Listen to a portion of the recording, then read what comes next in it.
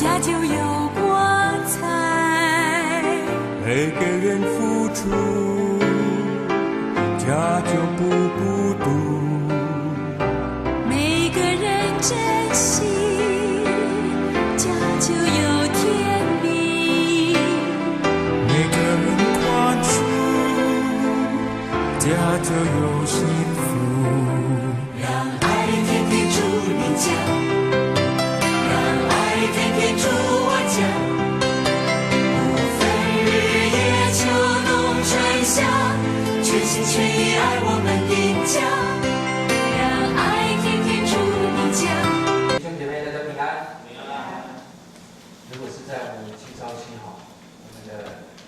我在分享的开头一定是，如果你前面看到有空位，请你往前坐，把它补满。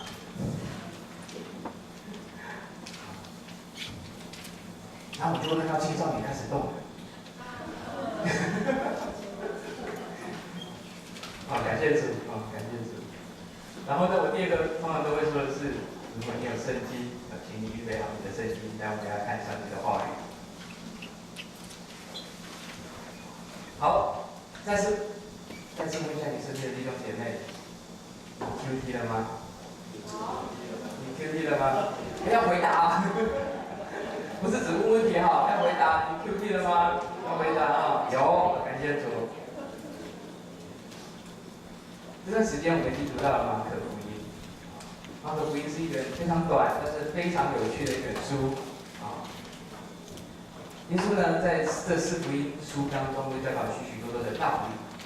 而昨天晚上我们青少期结束之后，我们一群人窝在那个会堂要下去的那个阶梯那边，在那边聊天，然后在那边分享，然后在那边考我啊，我们一群年轻人在考我，问了一些真的是神学上的问题啊。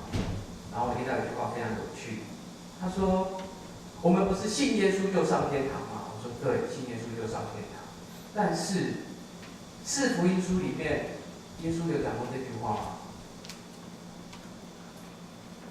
四福音书里面哪里也曾经记载耶稣说：“你只要相信我，你就可以上天堂。”有吗？没有。有，在哪里？谁说有？好，跟强盗讲啊，对，如今你同我在乐园里面，没错。但是除此之外，耶稣的教导都是什么？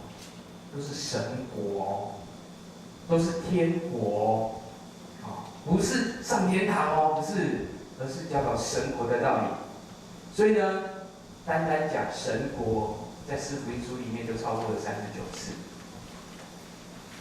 为什么今天要跟大家谈神国的奥秘？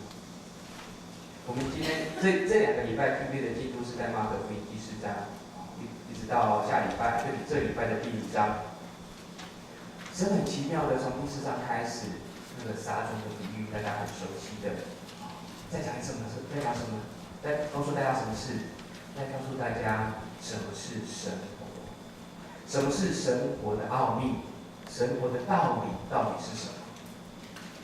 所以，不管是神国还是天国，基本上不等同于天堂哦。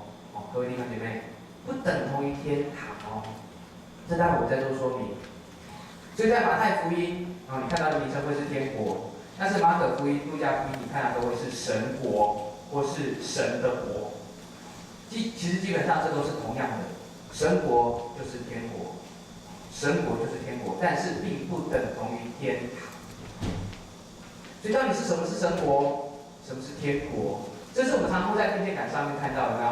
我真的不知道是哪个教会很可爱的在上面贴了天国镜的，然后他看到就跟很多不信主的人、不认识主的人笑，对不对？不是误会，对不对？或是发生车祸，就说对，因为天线杆上面有天国镜的。所以今天我们要从马可福音第4章一直到第5章来认识到底什么是神国，到底什么是神国的奥秘。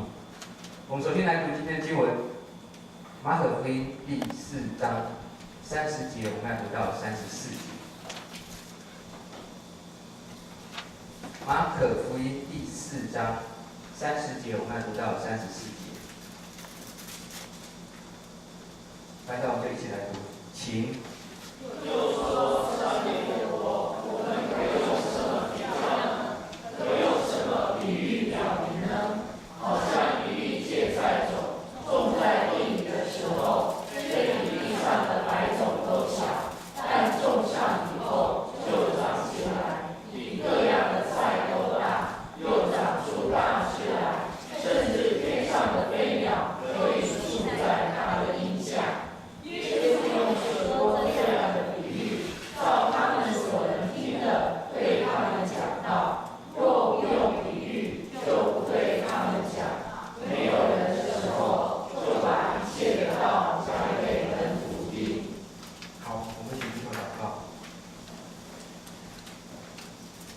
天上爸爸，求你再次打开天上的窗户，再次将你的话语、你的真理倾倒在我们当中，让我们每个弟兄姐妹都能够领受，能够明白。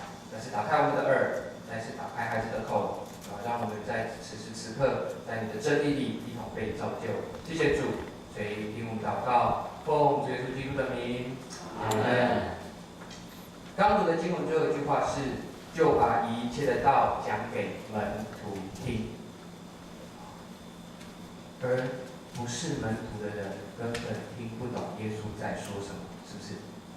为什么神国的道只讲给门徒听？因为门徒是真正跟随耶稣的人，也因为只有真正跟随耶稣的人才能够理解，也才愿意遵行神国的道。所以因此，这些奥秘只对跟随他的人讲解明白。所以首先我们要回到当初耶稣讲话的时候时代的背景，那是将近2000年前。当时的人非常清楚知道一件事情是，当你说凯撒的国的时候，指的就是整个罗马帝国。当犹太人说以大卫的国的时候，就知道是当时大卫的时代所建立那个光辉灿烂的以色列王国。因此，以色列一听到神的国，清楚明白的知道，这就是由上帝所统治、所管理、治理的地方。所以简单的讲，什么是神国？神国就是神管理、统治、掌权的地方，就叫神国。所以同样的，当你看到天国的时候，一样，那是神掌权、管理、统治的地方，那叫做天国。所以天堂是天国的一部分而已。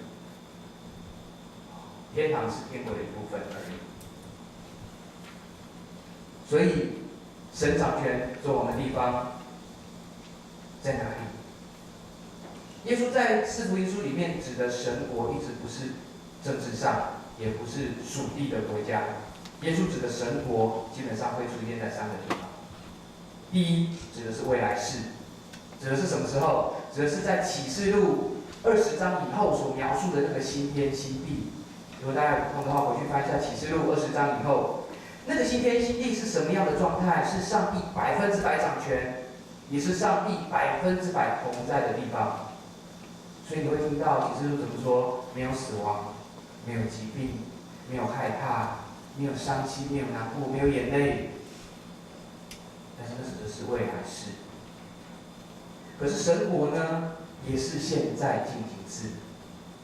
所以你若读到马太福音12章28节，耶稣说：“我若靠着神的灵赶鬼，这就是神的国临到你们的。”路加福音10章9节也这样说，耶稣也这样说：“要医治那城里的病人，对他们说，神的国临近你们了。”所以神国的降临，神国的出现在我们当中，彰显在我们当中，是现在进行式，是我们可以经历到的。而神国显明在人间里面最重要的证据，就是教会的建立。因为教会是神掌权的地方，教会是神动工的地方，教会更是当教会被建立的时候，神的国也建立在这人世间。第三个，神的国会出现的地方，也是今天信息的重点，就是神的国其实是降临在人心里面的。当人接受耶稣基督的救恩，当圣灵内住在我们每个人的心里，当上帝在你跟我生命当中掌权的时候，天国就在他的心中。所以路加福音17章21节，耶稣这样说：“因为神的国就在你们心里了。”所以神的国是在你的心中，天国是在你的心里。但是天国在我们的心中，这不是我们当初决志那一天，不是受洗那一天的事，而是我们基督徒每时每刻都可以追求的。神国可以每时每刻都降临在我们当中，只要上帝掌权在我们生活的所有事情当中，神的国就降临。这才是耶稣教导神国不是天国真正的意义。因此，耶稣在马可福音4章开始连续用3个跟种子有关的比喻来描述生活，记得吗？第一个就是那个撒种的，第二个就是种子撒下去之后怎么发芽成长的，不知道，但是它就发芽成长了，有没有？第三个是什么？第三个是天国就好像芥菜种一样，然后呢就长大，就可以大到让鸟停在上面。今天回到第一个比喻，撒种的人就是我们的主，对吧？他将天国的道理，也就是那个种子，更是那个让神来掌权的真理，要放在每个愿意相信他的人的心中。而愿意相信他的人，心田都是好土。但是，对于那些没有预备好的人，撒旦会立刻将所听的道偷走的，或是他的心田是石头地，所以他即使发芽也都没有根的，甚至是在荆棘里面有世界上各样的思虑、迷惑和私欲的这些人。各位弟兄姐妹，你们发现一件事吗？耶稣有因为这样而不撒种吗？没有昨天我们在那边分享讨论一件很有趣的事，请问一下，如果你知道你交了这个男朋友将来一定会跟你分手，你会跟他交往吗？应该是不会，对不对？如果你要嫁的这个老公将来一定会跟你离婚，你会跟他结婚吗？一定不会，对不对？但是你们看，耶稣是这样做的，即使他撒下去的种会被撒旦偷走，即使撒下去的种会发芽之后马上就枯干，甚至会在荆棘里面挣扎。耶稣有停止撒种吗？没有耶稣还是在每一块心田上面撒种弟兄姐妹，这就是神国的道理。他期盼，他邀请孩子让我来掌权，孩子让我来负责，孩子你的生命会很不一样。这样的邀请，并不是只有在我们受洗或是信主的那一天而已，而是应该在我们生活当中的每一天。耶稣都是这样邀请的。孩子，把你的健康交给我；孩子，把你的婚姻交给我；孩子，把你的业绩交给我；把你的儿女交给我。学生们，你要把你的成绩交给神，生命交给他，他就会负责，他就会来掌权。那我们就会经历到一件事，神国就降临在我们当中了。阿们。因此，当我们愿意真正交托给我们的神，也愿意让神来掌权的时候，我们的心田就会变成好土了。然后种子呢，就开始发芽成长。所以那个成长是什么？那个成长是我们愿意让神来掌权的地方，就越来越多了。既然我们在健康上经历到神的掌权，所以我们就愿意在工作上也让神多掌权一点。而我们愿意让神在工作上多掌权一点，我们也愿意神让在家庭当中多掌权一点。所以神的国就这样越来越大，越来越大，因为他掌权的地方越来越多。接下来，马可在第4章写下了耶稣对天国的教导。紧接着，如果你继续看，如果你圣经还翻在马可福音第4章，从第35节到第5章全章马可很可爱，也很有趣。他用了4个神迹，要告诉我们一件事。第4章前面讲的是天国的道理，第4章后半段一直到第5章全部在讲的是天国的彰显。所以当耶稣掌权的时候，他就止息了风浪。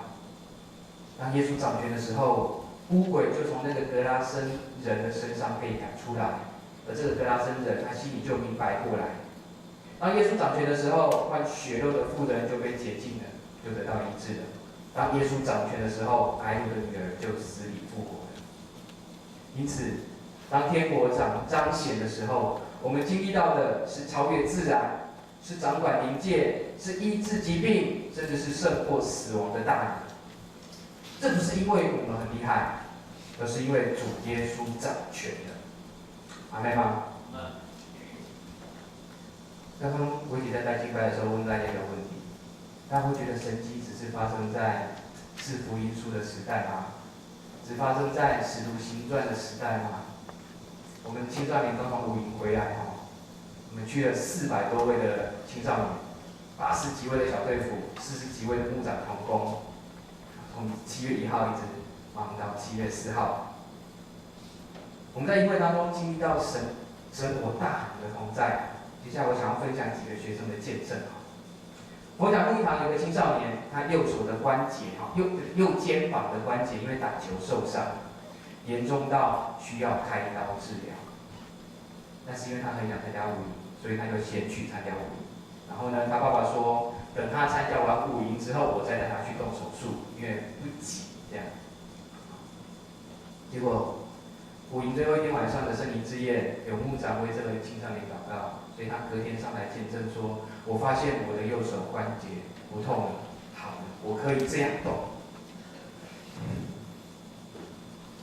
被得医治了。还有一个很可爱的见证有一些女生，有些可爱的小女生去跟大会管理行政的传道说，我们可不可以换寝室？然后呢，那传道就说可以啊，可以，我们现在还有几间空寝室，你们可以换，这样。然后他说，为什么要换寝室？因为我们的寝室的冷气不冷。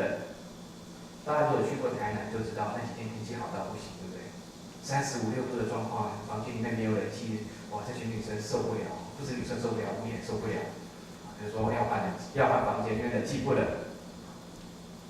所以呢，行政同工就说好，可以换，我调了2间给你们这样。甚至那同工都说我的房间可以让给你们了这样。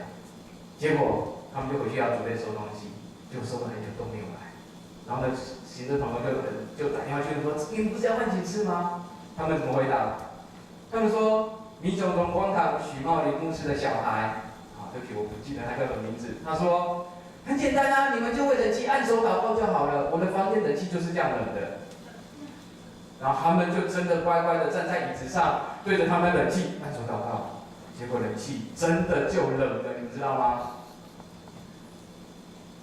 我不知道神这么奇妙，做这么可爱的事，居然就眷顾这些孩子的需要，当然也眷顾了大会同工的需要，不然换寝是很麻烦的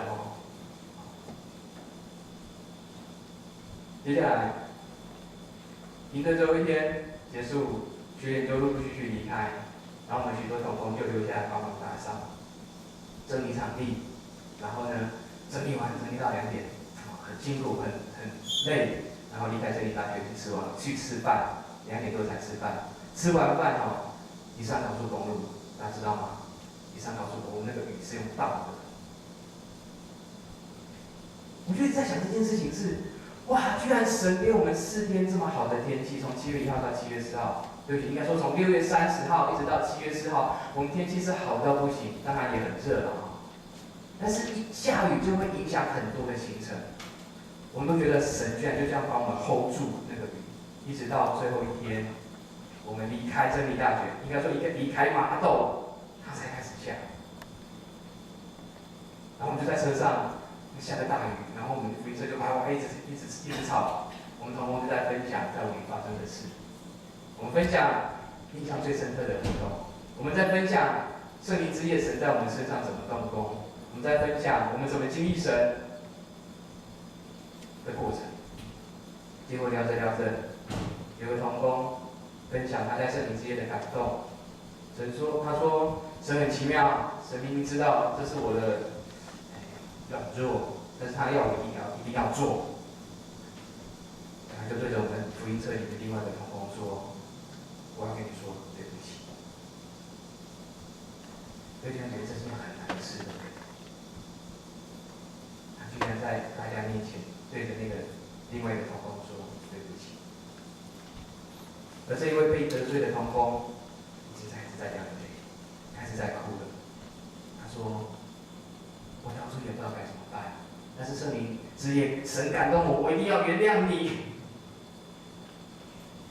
对，就觉得神在那天晚上真的做很奇妙的事对这边说你要去请求原谅，对这边说你要去原谅他，然后他们就一直在福音车上道歉、原谅、接纳，然后呢，我们全车上好多人都一起哭。为什么要分享这些事情？就是因为各位弟兄姐妹，你看见神国的彰显是这么的真实，神国的彰显是这么的实际，不是只有在五营里面会发生，更是我们在日常生活当中就能够经历的。我要讲一个另外相反的例子，大家还记得上个月的 QP 进度是在撒母耳记下，大卫这一生虽然他是一个非常好的君王，但是他就做错了2件事，对不对？第一个是什么？抢了乌利亚的太太拔示巴，娶她为妻，然后借刀杀了乌利亚。而第二个错事是在他晚年的时候，因为他想要炫耀自己的国力，所以他去数点拿刀的勇士，有没有 ？OK， 这2件错事都有个共同点，就是大卫不相信上帝给他是最好的。所以大卫犯的错在于他不相信上帝要给他的是最好的。如果你还记得撒母耳记下第3章记录了他有几个老婆，我念给大家听哈。他那时候撒母耳记下第3章刚刚登基做王，就已经有亚希暖、亚比该、玛加、哈吉、亚比他、以格拉。当时他就已经有这么多的太太。为什么会说大卫不相信上帝给他是最好的？因为上帝给他所设计的、所原本定规的一夫一妻的婚姻是最好的。但是大卫想要更多，想要更多，想要更多。因此你在撒母耳记下会看到许许多多的事，都因为这他的多妻而产生。而上帝让大卫住在宫殿里面，撒母耳记下第7章说，耶和华使他安静，不被四围的仇敌搅扰。即使有外邦人、有非利士人要来攻击以色列，大卫其实都战无不胜，你们记得吗？大卫从来没有打过败仗哦，扫罗还打过2次败仗，大卫没有打过任何一次败仗。因为耶和华与他同在，所以他战无不胜。但是他却要炫耀自己的国力，特别他数点的是拿刀的勇士，他要炫耀自己的武力部队有多么的强大。他紧紧抓住他手上有的这一切，而不相信上帝要给他的那征战得胜、与他同在的祝福，那才是最大的关键。所以为什么我会把五营所发生的神奇奇事跟大卫这2件事情放在一起谈？大卫不相信上帝给他是最好的，所以他去抢，所以他去争，所以他紧紧抓住他所要的。结果我们在撒母耳记下看到就是一连串的灾难。但是在五营当中许多的见证，我们可以发现，让上帝来掌权，让上帝来负责。我喜欢那个魔术师常讲的话哦，魔术师说什么？见证奇迹的时刻，有没有？让上帝来掌权，让上帝来负责，就是我们见证神迹的时刻，阿们吗？真的是这样发生的。所以天国大能的彰显，不只是在神迹奇事当中，在刚刚说的五营的见证分享里面，我最喜欢的其实就是我们在福音车上那段时间，你们知道吗？因为人性的改变是何等的困难，我都觉得得医治不难，我都觉得上帝要为五营 hold 住天气不难。因为我在教五营参加这么多年，上帝每一年都帮他 hold 住了，所以我觉得不难。可是各位弟兄姐妹，我觉得人心的改变好难哦。但是上帝还是非常期盼、非常愿意在你身上、在我身上成就这样的工作。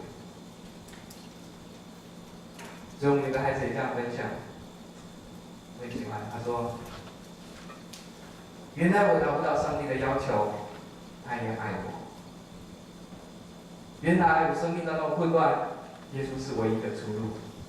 原来我跟其他人一样，都能够经历耶稣的爱跟奇妙。这就是神国大能的彰显，阿们吗？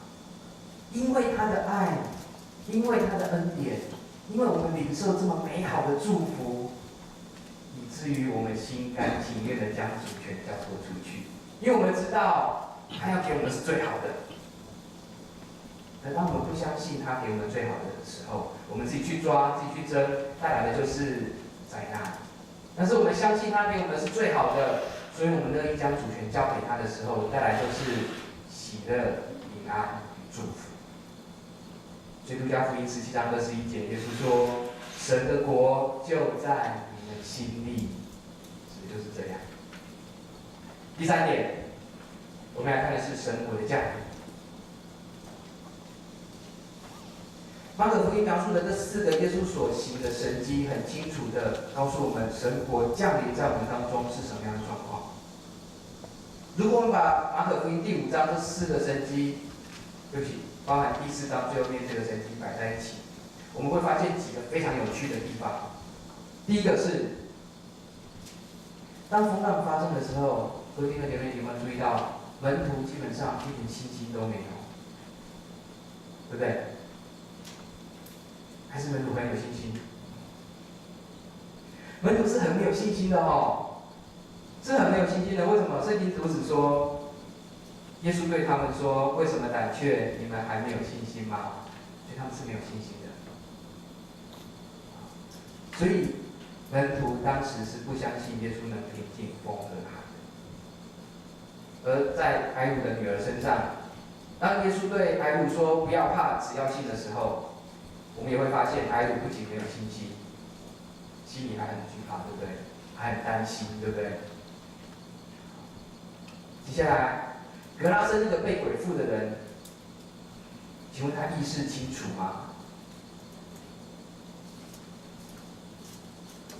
他当时的状况是意识非常不清楚的，因为耶稣问他说：“你叫什么名字？”结果回答他的不是那个人，而是那群鬼，就知道。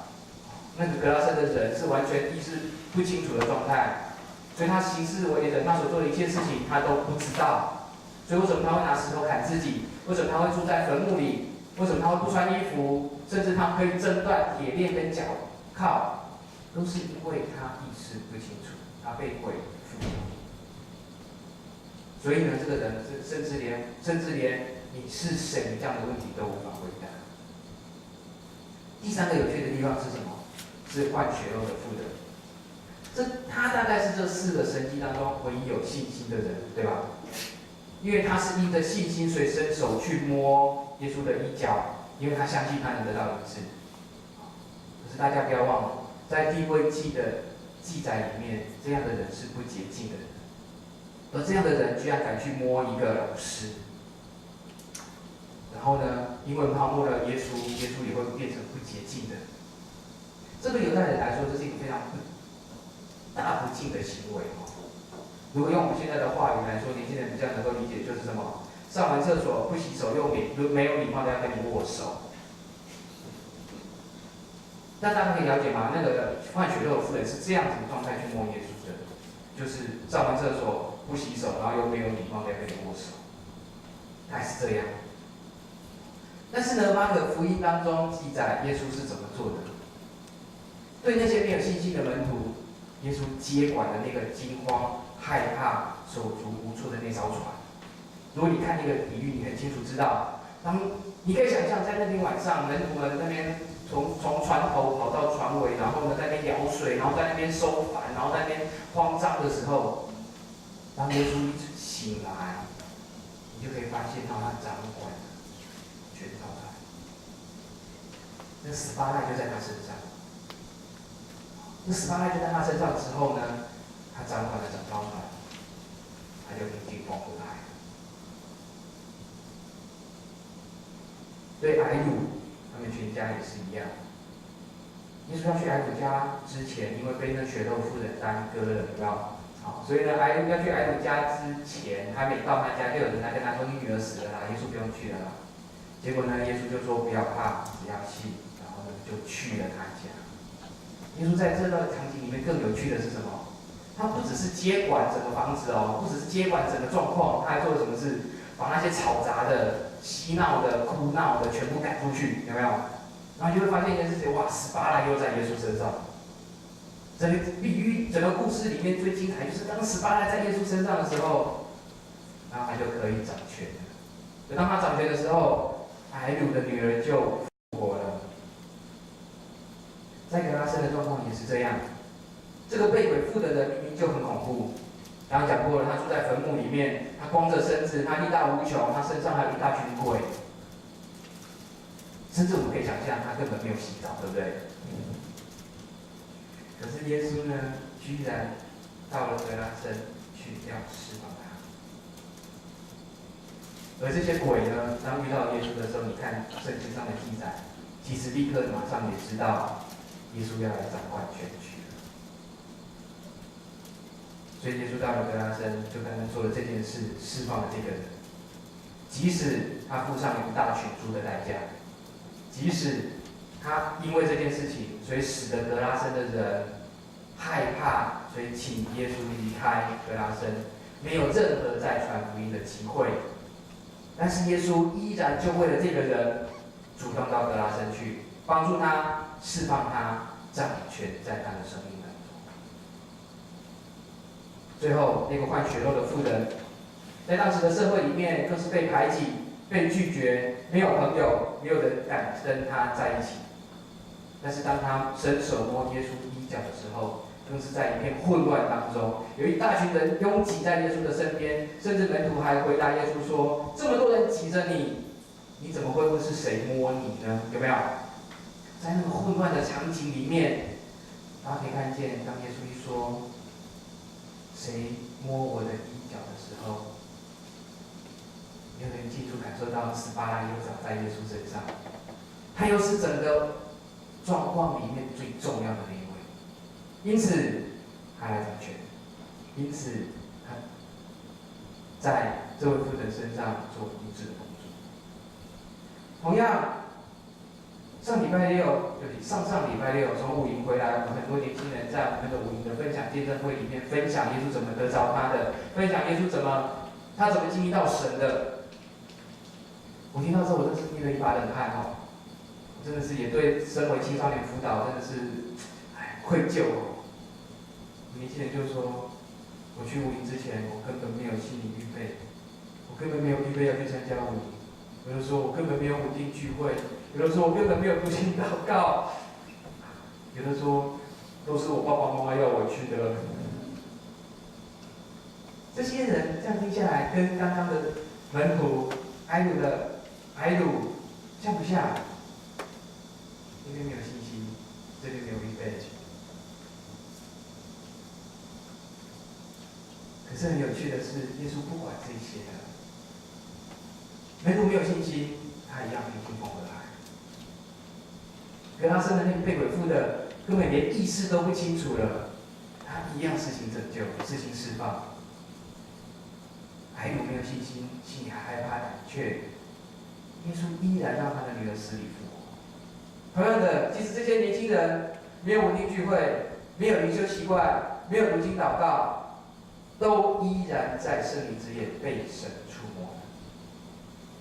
我们当中有人领受方言，我们当中有领受神直接的话语，我们当中有人领受异象，我们当中更有人愿意将自己奉献给神。只因为这些年轻人在圣灵之夜愿意做一件事，就是当耶稣同在的时候，把注意力、把所有的焦点都摆在耶稣身上，然后将生命的主权交给耶稣，让耶稣来掌管全局，然后我们就经历到耶稣的掌权，而神的国就降临在这些年轻人身上。所以关键在哪里？关键在耶稣非常想要掌权。为什么？因为他想要把最好的给你。当他掌权的时候，他就会把最好的送给你。耶稣甚至常常主动提出这样的邀请，让耶稣来掌权。相信耶稣，因为他要把最好的给你。相信耶稣，不要怕，不要怕放手，更不要怕放手之后的没有那安全感，因为耶稣要亲自成为你的安全感。当你放手之后，你开始不适应，你开始不习惯，你开始胆怯，开始害怕的时候，耶稣会成为你的安全感。耶稣也会满足你内心所有的需要，只要你愿意将自己交在耶稣的手中。耶稣愿意带领你，也带领我度过一切的难处与困难。所以我们要学习一件事，要学习跟耶稣配合，要学习听耶稣的声音，要学习顺服他的话，更学习交托，然后我们就会经历神的国降临在我们当中了。我们一起低头祷告。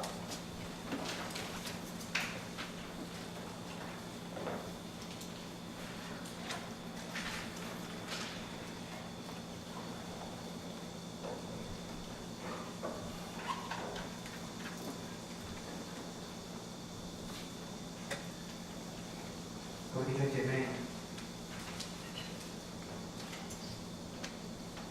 当我们来到神的面前，神期盼要给我们一个莫大的恩典。在今天的信息当中，神要邀请你，再次将自己交托。神要邀请你学习放手，神要邀请你让他来掌权。但是为自己来祷告，你手上所紧紧抓住的是什么？是你的工作，是你的财富，是你的健康，还是你的儿女？你手中紧紧抓住的，是不是就是你所爱的？耶稣今天发出一个邀请，放手，让我来掌权。放手，让我来掌权。再次为自己来祷告，请。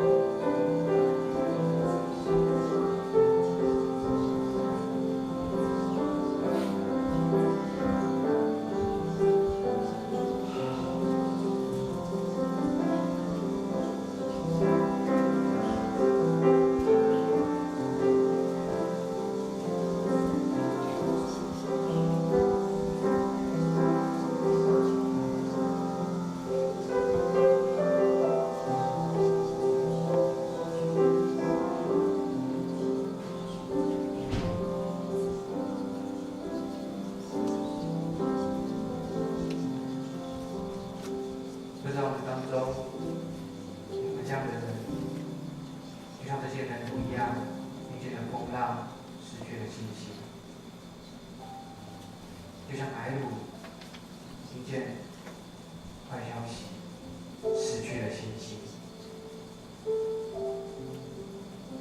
还是跟我们的青少年一样，没有读经，没有祷告，没有预备心，甚至没有稳定的聚会。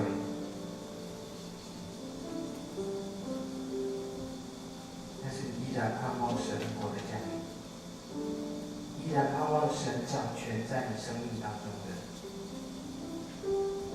神非常乐意。当中如果有这样的弟兄姐妹，请你举起手来，我就为你祷告。哈利路亚，哈利路亚，看到了，看到了，哈利路亚，请放下。